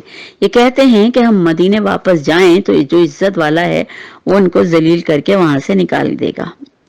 اچھا، یہ بھی ایک خاص مطلب وہ تھا کہ جب جنگ تبوک، یہ سب سے بڑا ایک مسئلہ یہ تھا کہ لوگوں میں مسلمانوں سے نفرت تو تھی ہی، اور مسلمانوں کے ساتھ مطلب بے عزتی کرنا یا آپ صلی اللہ علیہ وسلم کے لیے وہ مطلب بہت زیادہ مطلب انہوں نے حالات تنگ کر دیے تھے. اور پھر یہ کہ جب جنگ پہ اگر جانے کا موقع ہوتا تھا تو ظاہر ہے کہ اس کے لیے بہت سر و سامان اور بڑی یعنی تیاری کی ضرورت ہوتی تھی. تو ابھی یہاں پہ بھی عرب کے یہودی تعداد اور طاقت میں مسلمانوں سے کم نہ تھے، اور وسائل میں بھی بہت بڑھ چڑھ کر تھے، کیونکہ وہ تو وہاں رہتے تھے نا، تو ہر چیز ان کے پاس موجود تھی. تو لہٰذا جب کبھی میدان جنگ میں اترتے تھے تو مسلمان تو صرف اللہ کے پر بھروسہ کر کے اترتے تھے، مگر یہودیوں کا حال تھا کہ کسی راہ میں بھی جان دینے کے لیے تیار نہ تھے، نہ اللہ کی راہ میں، نہ قوم کی راہ میں، نہ اپنی خود زندگی اور اس کے اپنی عزت کے معاملے میں. بس یہ ان کا کوشش یہی ہوتی تھی کہ کسی طرح سے بھی ان مسلمانوں کو یا جو لوگ خاص طور پہ ہجرت کر کے آئے تھے ان کو کسی طرح سے گرا دیں. تو لہٰذا ایک جنگ میں یہ بات ہوئی تھی کہ مسلمان جو ہے وہ بہت چاروں طرف سے گھر گئے تھے، اور ایک غزوہ تھا، چھوٹا غزوہ تھا. تو لہٰذا وہاں پر کچھ منافقین نے یہ کہا تھا کہ اپنے آپ کو عزت والا انہوں نے قرار دیا تھا کہ جب ہم مدینے پہنچیں گے تو جو عزت والا ہے وہ بے عزت یعنی آپ صلی اللہ نعوذ باللہ مسلمانوں کو وہاں سے نکال دے گا، ذلیل و خوار کر کے نکالے گا۔ حالانکہ اللہ کہتا ہے کہ عزت تو اللہ اور اس کے رسول اور مومنین کے لیے ہے، مگر یہ منافق نہیں جانتے۔ انہوں نے اپنے آپ کو عزت والا تصور کیا تھا، اور آپ صلی اللہ علیہ وسلم اور مسلمانوں کو وہ سمجھتے تھے کہ وہ نعوذ باللہ عزت کے قابل نہیں ہے۔ تو اللہ نے کہا عزت تو صرف اللہ ہی کے لیے ہے، اور وہ جسے چاہتا ہے وہ دیتا ہے۔ اے لوگوں جو ایمان لائے ہو، تمہارے مال اور تمہاری اولادیں تم کو اللہ کی یاد سے غافل نہ کریں۔ جو لوگ ایسا کریں گے وہی خسارے میں رہنے والے ہیں۔ جو رزق ہم نے تمہیں دیا ہے اس میں سے خرچ کرو، قبل اس کے کہ تم میں سے کسی کی موت کا وقت قریب آ جائے، اور اس وقت وہ کہے کہ اے میرے رب، کیوں تو نے مجھے تھوڑی سی مہلت اور نہ دی کہ میں صدقہ دے دیتا اور سارے لوگوں میں شامل ہو جاتا۔ حالانکہ جب کسی کی مہلت پوری ہونے کا وقت آ جاتا ہے تو اللہ کسی شخص کو مہلت نہیں دیتا۔ جو کچھ تم کرتے ہو اللہ اس سے بہت باخبر ہے۔ ظاہر ہے اللہ دلوں کا حال جانتا ہے، تو ہمارے اعمال اس کے سامنے تو کھلی کتاب کی طرح ہیں، بلکہ شاید اعمال ہم تک بھی دیر تک نتیجہ ہم تک دیر تک پہنچے، لیکن اللہ کے پاس تو فوراً ہی اللہ ہی کے پاس ہے سب کچھ۔ چلیے اب ہم سورۃ تغابن شروع کرتے ہیں۔ مدنی سورت ہے۔ بسم اللہ الرحمن الرحیم۔ اللہ کی تسبیح کر رہی ہے ہر وہ چیز جو آسمانوں میں ہے، ہر وہ چیز جو زمین میں ہے، اسی کی بادشاہی ہے، اسی کی تعریف کے لیے ہے، اور ہر چیز پر وہ قادر ہے۔ وہی ہے جس نے تم کو پیدا کیا، پھر تم میں سے کوئی کافر، کوئی مومن، اور کوئی اللہ کے راستے پہ چلنے والا، اور کوئی اللہ کے راستے سے ہٹنے والا۔ اور اللہ وہ سب کچھ دیکھ رہا ہے جو تم کرتے ہو۔ اس نے زمین اور آسمانوں کو برحق پیدا کیا ہے، جو تمہاری صورت بنائی گئی ہے، بڑی عمدہ بنائی گئی ہے، اور اسی کی طرف تمہیں پھر لوٹنا ہے۔ اور زمین و آسمانوں کی ہر چیز کا اسے علم ہے۔ جو کچھ تم چھپاتے ہو، جو کچھ ظاہر کرتے ہو، سب اس کو معلوم ہے۔ وہ دلوں کا حال مکمل طور پر جانتا ہے۔ کیا تمہیں ان لوگوں کی کوئی خبر نہیں پہنچی جنہوں نے اس سے پہلے کفر کیا، پھر اپنی شامت اعمال کا مزہ چکھ لیا، اور ان لوگوں کے لیے آگے دردناک عذاب ہے، اور وہ اس انجام کے مستحق اس لیے بھی ہوئے کہ ان کے پاس کھلی کھلی نشانیاں آئیں، رسول آئے، لیکن دلیلیں آئیں، لیکن انہوں نے اس کو مان کر نہ دیا، اور انہوں نے کہا کہ کیا انسان ہمیں ہدایت دیں گے۔ تکبر اور انا ہٹ دھرمی جو ہے نا، انسان کو کہیں بھی ذلت کی مار سے بچنے نہیں دیتے۔ اس طرح انہوں نے ماننے سے انکار کر دیا، منہ پھیر لیا، تب اللہ بھی ان سے بے پرواہ ہو گیا۔ اللہ تو ہے ہی بے نیاز اور اپنی ذات میں آپ محمود۔ منکرین نے بڑے دعوے سے کہا تھا کہ وہ مرنے کے بعد ہرگز دوبارہ اٹھائے نہ جائیں گے۔ ان سے کہو نہیں، میرے رب کی قسم تم ضرور اٹھائے جاؤ گے، پھر ضرور تمہیں بتایا جائے گا کہ دنیا میں تم نے کیا کیا، اور ایسا کرنا اللہ کے لیے بہت آسان ہے۔ بس ایمان لاؤ اللہ پر، اس کے رسول پر، اس روشنی پر جو ہم نے نازل کی۔ جو کچھ بھی تم کرتے ہو اللہ سے بہت باخبر ہے۔ اس کا تمہیں اس دن پتہ چل جائے گا جب اجتماع کے دن وہ سب کو جمع کرے گا، اور یہ وہ دن ہوگا جب ایک دوسرے کے مقابلے میں لوگوں کو اپنی ہار جیت پتہ چلے گی، اور جب وہ دیکھیں گے کہ کون ہارا اور کون جیتا، اور کس نے اللہ کے راستے پر عمل کیا اور کیا پایا، اور جو اللہ کے راستے سے بھٹکا رہا اس کو کیا ملا۔ جو اللہ پر ایمان لایا ہے، نیک عمل کرتا ہے، اللہ اس کے گناہ جھاڑ دے گا، اور ایسی جنتوں میں داخل کرے گا جن کے نیچے نہریں بہتی ہوں گی۔ یہ لوگ ہمیشہ ہمیشہ ان میں رہیں گے، یہی بڑی کامیابی ہے۔ اور جن لوگوں نے کفر کیا، آیات کو جھٹلایا، وہ دوزخ کے باشندے ہوں گے جس میں وہ ہمیشہ رہیں گے، اور وہ بدترین ٹھکانہ ہے۔ ظاہر ہے اس ٹھکانے، جس طرح جنت میں ہم ابدی طور پہ رہیں گے، ایسے ہی جہنم میں بھی ابدی طور پر ہی رہیں گے۔ کوئی مصیبت کبھی نہیں آتی جب تک کہ اس پہ اللہ کا اذن نہ ہو، اللہ ہی کے اذن سے آتی ہے۔ اور جو شخص اللہ پر ایمان رکھتا ہے، اللہ اس کے دل کو ہدایت بخشتا ہے۔ اللہ کو ہر چیز کا علم ہے۔ اللہ کی اطاعت کرو، رسول کی اطاعت کرو، لیکن اگر تم اطاعت سے منہ موڑتے ہو تو بس ہمارے رسول کی تو یہ ذمہ داری ہے کہ صاف صاف حق پہنچا دے۔ اللہ وہ ہے جس کے سوا کوئی خدا نہیں، اور لہٰذا ایمان لانے والوں کو اللہ ہی پہ بھروسہ رکھنا چاہیے۔ آپ صلی اللہ علیہ وسلم کو بار بار یہ بات بتا دی گئی، آپ کا کام صرف یہ ہے کہ آپ حق پہنچا دیجئے، ان تک جو پیغام وحی کے ذریعے دیا جا رہا ہے وہ پہنچا دیجئے۔ ان کو ہدایت دینا، ان کو اگر راہ راست پر آنا ہے اور ہدایت کو اپنانا ہے تو یہ سارے کام اللہ کی ذمہ داری ہے۔ اللہ تعالیٰ اس کا فیصلہ خود کرے گا۔ اے لوگوں جو ایمان لائے ہو، تمہاری بیویوں، تمہاری اولاد میں سے بعض تمہارے دشمن ہیں، ان سے ہوشیار رہو۔ اگر تم عفو درگزر سے کام لو اور معاف کر دو تو اللہ غفور الرحیم ہے۔ یعنی یہ بھی ایک خاص وہ ہے کہ انسان اگر آپ غور سے دیکھیں تو یہ بات بالکل صحیح ہے کہ گھر کا جو القوام مرد جو ہے، جو ہیڈ آف دا فیملی ہے، وہ سب سے زیادہ کام ہی اس لیے کر رہا ہوتا ہے کہ اپنے بچوں، اپنے بیوی کو اچھی زندگی دے سکے اور اچھا مستقبل دے سکے، اور اس طرح سے وہ اپنا سارا وقت جو اسے اللہ اور اس کے رسول کے لیے لگانا چاہیے وہ زیادہ تر پیسے کی کمائی میں لگ جاتا ہے۔ اور جب پیسے کی کمائی میں لگ جاتا ہے تو اس کی آخرت تو، ہاں اس نے جو کچھ کمایا، جو کچھ خرچ کیا، یہ ایک عبادت ہے، بہت بڑی عبادت ہے، بہت بڑا صدقہ ہے، لیکن اس کے ساتھ ساتھ اور بھی بہت کچھ اس کو کرنا ہوتا ہے جو وہ شاید ان چیزوں میں پڑھ کے نہیں کر پاتا۔ تو اس لیے اللہ نے کہا ہے کہ یہ ایک طرح سے ان لوگوں کی دشمنی ہوتی ہے نا، جس کی وجہ سے وہ اللہ کے ان راستوں پہ چلنے سے رکتا تو نہیں ہے، لیکن مجبور ہو جاتا ہے وہ کہ اسے یہ کام تو اسے کرنا ہی ہے، یہ اس کی ذمہ داری ہے۔ بہرحال اللہ تعالیٰ ان سب کے کاموں میں برکت ڈالے، اور اللہ ان لوگوں کو زندگی کی راستہ اور زندگی پہ بالکل یعنی صراط مستقیم پہ جو بھی ان کا وقت ہے اس پہ چلنا نصیب کرے، تاکہ آگے جا کے ان کے لیے آسانیاں ہوں۔ آمین۔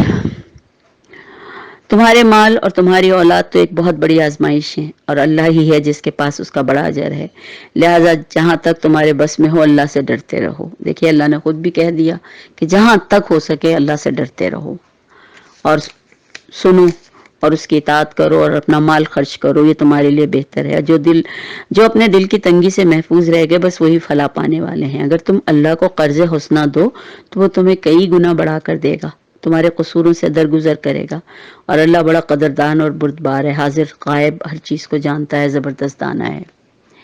اس بات کا خاص خیال رکھیے کہ یہ جو بھی پچھلی ایک آیت گزری ہے کہ تمہاری بیویاں تمہاری اولادوں میں سے بعض تمہارے دشمن ہیں، تو اس کا مطلب یہ نہیں ہے کہ ہم ان کی دشمنی پر اتر آئیں، بلکہ اگلی ہی آیت، اسی آیت کے توسط میں یہ بھی کہہ دیا گیا کہ ان سے درگزر کرو اور معافی سے معاف کر دیا کرو۔ تو ظاہر ہے کہ مرد کا کام تو ہے ہی، اس کی ذمہ داری ہے کہ وہ اپنے گھر کے لیے کمائے، لیکن اس میں جو ایک بات یاد رکھنے والی وہ یہ کہ اللہ اور اس کے رسول کے احکامات کی حق تلفی نہ ہو، اور ان کو سامنے رکھتے ہوئے وہ کمائے۔ اور لیکن ہوتا اس کے برعکس ہے، ہم دنیا کے کاموں میں پڑھ کے اللہ کے راستوں کی طرف ہم اس طرح نہیں چل پاتے جیسا کہ ہمیں چلنا چاہیے۔ یہ نہیں ہے کہ ہم نہیں چلتے ہیں، لیکن اگر ہمارے پاس اور وقت ہو اور ہم توجہ دے سکیں تو وہ ہمارے لیے اور زیادہ بہتر ہے۔ کوئی پتہ نہیں ہماری کوئی چھوٹی سی نیکی ہمارے لیے ایک بہت بڑا اجر لے آئے اور ہم قیامت کے دن اللہ کے سامنے سرخرو ہو جائیں۔ تو یہ اس بات کے لیے خاص خیال رکھنا چاہیے۔ کمانا منع نہیں ہے، اچھا کھانا منع نہیں ہے، اچھا پہننا منع نہیں ہے، اچھے مکان میں رہنا منع نہیں ہے، اچھی گاڑی رکھنا منع نہیں ہے، لیکن اسراف نہیں ہونا چاہیے، اور اس کے حد سے زیادہ دنیا کی چیزوں کو جمع کرنے میں ہم اتنے مصروف نہ ہو جائیں کہ اپنے معبود برحق کو بھول جائیں۔ اور ظاہر ہے کہ جب ان چیزوں کو کمانے کی بات ہوگی تو وقت تو لگے گا، تو اب یہ وقت ہم کیسے تقسیم کریں گے یہ ہمارے اپنے اوپر ہے کہ ہم اس کی تقسیم کیسے کرتے ہیں۔ اللہ ہمیں بہتر تقسیم کر کے اپنی آخرت کو کمانے کا موقع عطا کرے، آمین۔ سورۃ طلاق شروع ہوتی ہے، مدنی سورت ہے۔ بسم اللہ الرحمن الرحیم۔ اے نبی جب تم لوگوں کو طلاق دو تو انہیں ان کی عدت کے لیے طلاق دیا کرو، یعنی ان کے وقت کو شمار کر لیا کرو، اور عدت کے زمانے کا ٹھیک ٹھیک شمار کرو، اور اللہ سے ڈرو جو تمہارا رب ہے۔ زمانہ عدت میں نہ تم انہیں اپنے گھروں سے نکالو نہ وہ خود نکلیں، یعنی طلاق دینے کے بعد عدت تک شوہر کے گھر میں ہی رہے گی بیوی، الا یہ کہ وہ کسی سری برائی میں مرتکب ہوں۔ یہ اللہ کے مقرر کردہ حدود ہیں، جو کوئی اللہ کے حدود سے تجاوز کرے گا وہ اپنے اوپر خود ہی ظلم کرے گا۔ تم نہیں جانتے کہ شاید ساتھ رہنے کی وجہ سے اللہ دلوں میں کوئی موافقت کی صورت پیدا کر دے، پھر جب وہ اپنی عدت کی مدت یا خاتمے کو پہنچے اور پھر بھی یہی طے ہے کہ نہیں اس کو چھوڑنا ہی ہے، تو اچھے طریقے سے چھوڑ دو، یا اگر چاہو تو اپنے نکاح میں روک لو، کیونکہ پہلی طلاق میں تو رجوع کرنے کے لیے نکاح کرنے کی ضرورت نہیں ہے، لہذا بھلے طریقے، یا پھر اگر نہیں تو بھلے طریقے سے جدا ہو جاؤ۔ دو ایسے آدمیوں کو گواہ بنا لو جو تم میں سے صاحب عدل ہوں، اور اے گواہ بننے والوں گواہی ٹھیک ٹھیک اللہ کے لیے ادا کرنا۔ یہ باتیں ہیں جن کی تم کو نصیحت کی جاتی ہے، اور ہر شخص کو جو اللہ اور آخرت کے دن پر ایمان رکھتا ہو، اور جو کوئی اللہ سے ڈرتے ہوئے کام کرے گا وہ اللہ اس کی مشکلات سے نکلنے کا کوئی نہ کوئی راستہ پیدا کر دے گا۔ یعنی یہ خاص طور پہ یہ ساری چیزیں ہمیں دیکھنی ہے، اور حیض کے لیے بھی 3 حیض کی مدت تک ان کو رکنا یا ان کی عدت ہے، ان کو رکنا، خواتین کو رکنا چاہیے۔ اور ایسے راستے سے رزق دے گا جس طرح سے کسی کا گمان بھی نہ ہو۔ جو اللہ پر بھروسہ کرے تو وہ اس کے لیے کافی ہے۔ اللہ اپنا کام پورا کر کے رہتا ہے۔ اللہ نے ہر چیز کے لیے ایک وقت مقرر کیا ہے، ایک تقدیر مقرر کی ہے۔ تمہاری عورتوں میں سے جو حیض سے مایوس ہو چکی ہیں اور ان کے معاملے میں اگر تم لوگوں کو کوئی شک لاحق ہے، تمہیں معلوم ہو کہ ان کی عدت 3 مہینے ہے، اور یہی حکم ان کا ہے جنہیں ابھی حیض نہ آیا ہو۔ اور حاملہ عورتوں کی عدت کی حد یہ ہے کہ ان کا وضع حمل ہو جائے یا ان کی ڈیلیوری ہو جائے۔ اور جو شخص اللہ سے ڈرے، تقوی اختیار کرے، تو وہ اللہ اس کے معاملے میں سہولت پیدا کر دیتا ہے۔ یہ اللہ کا حکم ہے جو اس نے تمہاری طرف نازل کیا ہے۔ جو اللہ سے ڈرے گا، اللہ اس کی برائیوں کو اس سے دور کر دے گا اور اس کو بہت بڑا اجر دے گا۔ ان کو زمانہ عدت میں ایسی جگہ پر رکھو، اسی جگہ پر رکھو جہاں تم رہتے ہو، جیسی کچھ بھی جگہ تمہیں میسر ہو، یعنی جس جگہ آپ رہتے ہیں، ہاں شوہر رہتے ہیں وہیں بیویاں بھی رہیں، ایک الگ کمرہ دے دیا جائے، اور تنگ نہ کرو ان کو، تنگ کرنے کے لیے ان کو مزید پریشان نہ کرو ان کو۔ اگر وہ حاملہ ہوں تو ان پر اس وقت تک خرچ کرتے رہو جب تک کہ ان کا وضع حمل نہ ہو جائے۔ پھر اگر وہ تمہارے لیے بچوں کو دودھ پلائیں تو ان کی اجرت انہیں دو، اور بھلے طریقے سے اجرت کا معاملہ طے کر لو آپس میں مشورہ کر کے۔ لیکن اگر تم نے اجرت طے کرنے میں ایک دوسرے کو تنگ کیا تو بچے کو کوئی اور عورت بھی دودھ پلا سکتی ہے۔ خوشحال آدمی اپنے خوشحالی کے مطابق نان نفقہ دے، جس کو رزق کم دیا گیا وہ کم عطا کرے، اور جس کو زیادہ گیا وہ زیادہ خرچ کرے۔ جو اللہ نے دیا ہے، اللہ نے اس کو جتنا دیا ہے اس کے حساب سے وہ کام کرے۔ اللہ کسی کو بھی اس کی حیثیت سے بڑھ کر اللہ اس سے طلب نہیں کرتا، اور نہ ہی اللہ تعالیٰ اس بات کے لیے کسی کو پابند کرتا ہے کہ وہ اپنی حیثیت سے زیادہ کسی دوسرے کو دے۔ بعید نہیں کہ اللہ تنگ دستی کے بعد فراغ دلی کا راستہ کھول دے۔ کتنی ہی بستیاں ہیں جنہوں نے اپنے رب اور اس کے رسولوں سے حکموں سے سرتابی کی تو ہم نے ان سے سخت محاسبہ کیا اور ان کو بری طرح سزا دی۔ انہوں نے اپنے کیے کا مزہ چکھ لیا، ان کا انجام کار گھاٹا ہی گھاٹا ہے۔ اللہ نے آخرت میں ان کے لیے سخت عذاب مہیا کر رکھا ہے۔ بس اللہ سے ڈرو اے صاحب عقل لوگوں جو ایمان لائے ہو۔ اللہ نے تمہاری طرف ایک نصیحت نازل کر دی ہے، ایک ایسا رسول جو تم کو اللہ کی صاف صاف ہدایات دینے والی آیات سناتا ہے، تاکہ ایمان لانے والوں، نیک عمل کرنے والوں کو تاریکیوں سے نکال کر روشنی کی طرف لے آئے۔ جو کوئی اللہ پر ایمان لائے، نیک عمل کرے، اللہ اسے ایسی جنتوں میں داخل کرے گا جن کے نیچے نہریں بہتی ہوں گی، اور یہ لوگ اس میں ہمیشہ ہمیشہ رہیں گے۔ اللہ نے ایسے شخص کے لیے بہترین رزق رکھا ہے۔ اللہ وہ ہے جس نے 7 آسمان بنائے اور زمین کے قسم سے بھی انہی کے مانند اس نے، یعنی اس میں بھی اسی طرح سے اللہ تعالیٰ نے اپنی برکتیں رکھی ہیں۔ اور ان کے درمیان، یعنی زمین اور آسمان کے درمیان حکم نازل ہوتا رہتا ہے۔ یہ بات تمہیں اس لیے بتائی جا رہی ہے کہ تاکہ تم جان لو کہ اللہ ہر چیز پر قدرت رکھتا ہے، اور اللہ کا علم ہر چیز پر محیط ہے۔ سبحان اللہ، ایسا ہے ہمارا اللہ جس نے ہمیں ہر طرف سے گھیرا ہوا ہے۔ سورہ تحریم شروع کرتے ہیں۔ بسم اللہ الرحمن الرحیم، مدنی سورت ہے۔ اے نبی، تم کیوں اس چیز کو حرام کرتے ہو جو اللہ نے تمہارے لیے حلال کی ہے؟ کیا اس لیے کہ تم اپنی بیویوں کی خوشی چاہتے ہو؟ اچھا، یہاں پہ بھی ایک چھوٹا سا ایک واقعہ اس میں ہے کہ آپ صلی اللہ علیہ وسلم، ظاہر ہے کہ ہر بیوی کے ساتھ ایک خاص وقت اور ایک خاص جو بھی آپ نے مقرر کیا تھا، آپ نے اسی طرح آپ نے ہمیشہ اس وقت مطلب اس طرح بانٹا کہ کسی زوجہ کو کوئی شکایت نہ ہو۔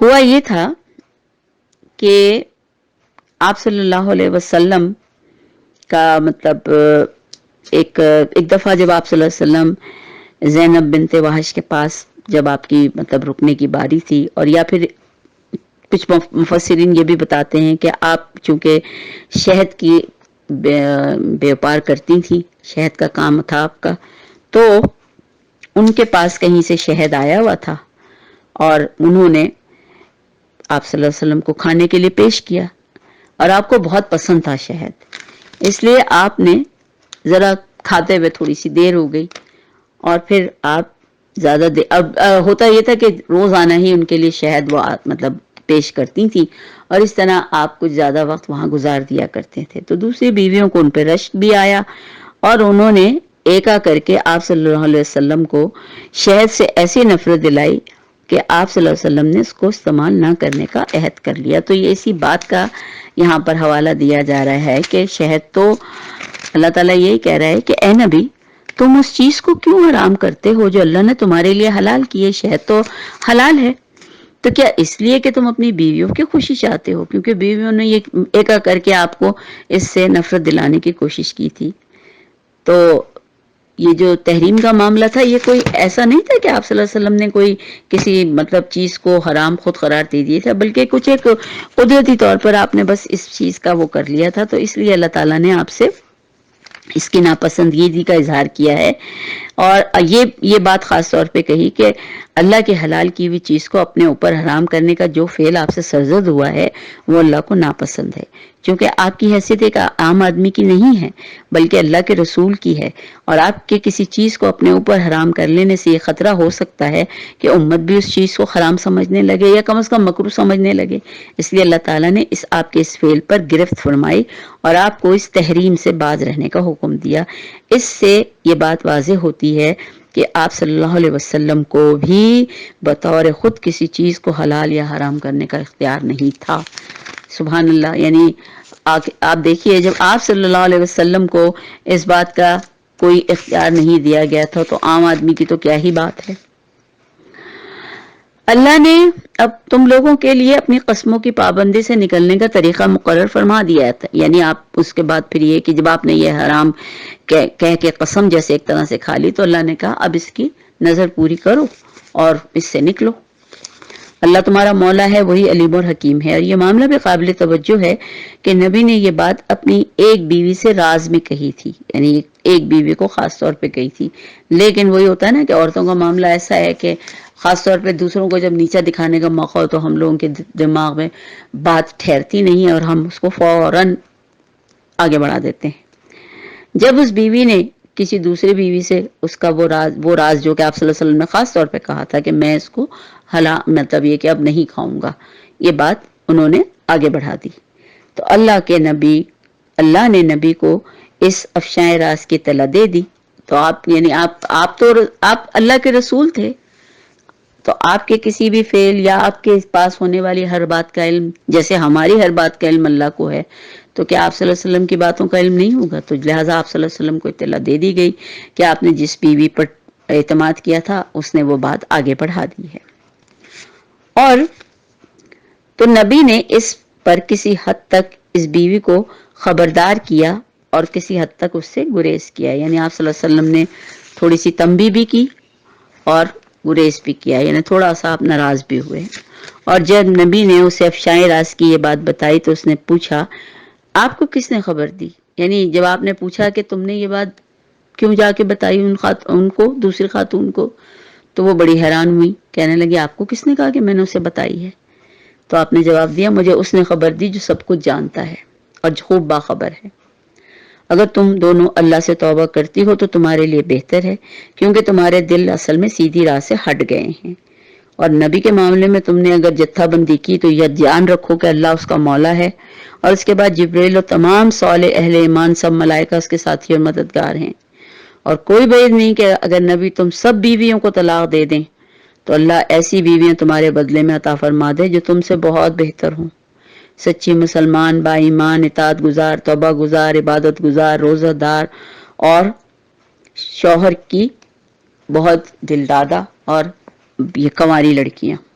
یعنی سوچے ذرا ایک اتنی سی بات کے لیے اللہ تعالیٰ نے کتنی بڑی آپ صلی اللہ علیہ وسلم کو کتنی بڑی چیز سے خبردار کر دیا۔ ہم عورتوں کو ویسے اس بات پر بہت دھیان رکھنا چاہیے، بہت خیال رکھنا چاہیے کہ شوہر کی کوئی بھی بات ہمارے لیے ایک بہت بڑا اہم راز ہے۔ اے لوگوں جو ایمان لائے ہو، بچاؤ اپنے آپ کو اور اپنے اہل عیال کو اس آگ سے جس کا ایندھن انسان اور پتھر ہوں گے، جس پر سخت گیر فرشتے مقرر ہوں گے جو کبھی اللہ کے حکم کی نافرمانی نہیں کرتے اور جو بھی حکم انہیں دیا جاتا ہے وہ اسے بجا لاتے ہیں۔ اس وقت کہا جائے گا کہ اے کافروں آج معذرتیں پیش نہ کرو، تمہیں تو ویسا ہی بدلہ دیا جا رہا ہے جیسا تم عمل کرتے تھے۔ اے لوگوں جو ایمان لائے ہو، اللہ سے توبہ کرو، خالص توبہ، بعید نہیں کہ اللہ تمہاری برائیوں کو دور کر دے اور تمہیں ایسی جنتوں میں داخل فرمائے جن کے نیچے نہریں بہتی ہوں گی۔ یہ وہ دن ہوگا جب اللہ اپنے نبی اور ان لوگوں کو جس کے ساتھ ایمان لائے رسوا نہ کرے گا۔ ان کا نور ان کے آگے آگے ان کے دائیں جانب دوڑتا ہوگا اور وہ کہہ رہے ہوں گے کہ اے ہمارے رب، ہمارا نور ہمارے لیے مکمل کر دے اور ہم سے درگزر فرما کہ تو ہر چیز پر قدرت رکھتا ہے۔ اللہ تعالی ہمیں پورا مکمل نور عطا کرے تاکہ ہم قیامت کے دن پل صراط پر سے گزر سکیں۔ اس کے لیے خاص طور پہ یہ دعا ربنا اتمم لنا نورنا واغفر لنا انک علی کل شیء قدیر، یہ ہمیشہ پڑھتے رہنا چاہیے اور اللہ سے دعا کو رہنا چاہیے کہ اللہ ہماری مدد کرے، آمین۔ اے نبی، کفار اور منافقین سے جہاد کرو، ان کے ساتھ سختی سے پیش آؤ، ان کا ٹھکانہ جہنم ہے اور بہت برا ٹھکانہ ہے۔ اللہ کافروں کے معاملے میں نوح اور لوط کی بیویوں کو بطور مثال پیش کرتا ہے۔ وہ ہمارے 2 صالح بندوں کی زوجیت میں تھی، یعنی دیکھیں شوہر کتنے صالح نبی اور کتنے اللہ کے قریب بندے تھے، اور بیویاں دونوں ہی اس راستے سے ہٹی ہوئی تھی، مگر انہوں نے اپنے شوہروں سے خیانت کی اور وہ اللہ کے مقابلے میں ان کے کچھ کام نہ آ سکے۔ دونوں سے کہہ دیا گیا کہ جاؤ، آگ میں جانے والوں کے ساتھ تم بھی چلی جاؤ۔ اور اہل ایمان کے معاملے میں اللہ فرعون کی بیوی کی مثال پیش کرتا ہے، حضرت آسیہ کی، کہ اس نے دعا کی کہ اے میرے رب، میرے لیے اپنے ہاں جنت میں ایک گھر بنا دے اور مجھے فرعون اور اس کے عمل سے بچا لے اور ظالم قوم سے مجھ کو نجات دے۔ اور عمران کی بیٹی مریم کی مثال دیتا ہے، جس نے اپنی شرمگاہ کی حفاظت کی، پھر ہم نے جب اس کے اندر اپنی روح پھونک دی، اپنی طرف سے روح پھونک دی، اس نے اپنے رب کے ارشادات اور اس کی کتابوں کی تصدیق کی اور وہ اطاعت گزار لوگوں میں سے تھی۔ سوچنے والی بات ہے، کنواری لڑکی جب ان حالات سے گزری ہوگی اس وقت کیا حال ہوا ہوگا ان کا، لیکن اللہ پہ بھروسہ۔ اللہ تعالی ہم لوگوں کو بھی ایسے ہی خواتین میں شامل کرے جو ہر طرح سے اللہ کی خوشنودی کے لیے اپنے شوہروں اور اللہ کے لیے وہ تمام راستے چننے والی بنے جن پہ چل کر ہم اللہ کی دی ہوئی جنتوں کو حاصل کر لیں۔ وما آخر دعوانا الحمدللہ رب العالمین۔ اگلی نشست میں سورہ ملک شروع کروں گی انشاءاللہ تعالی۔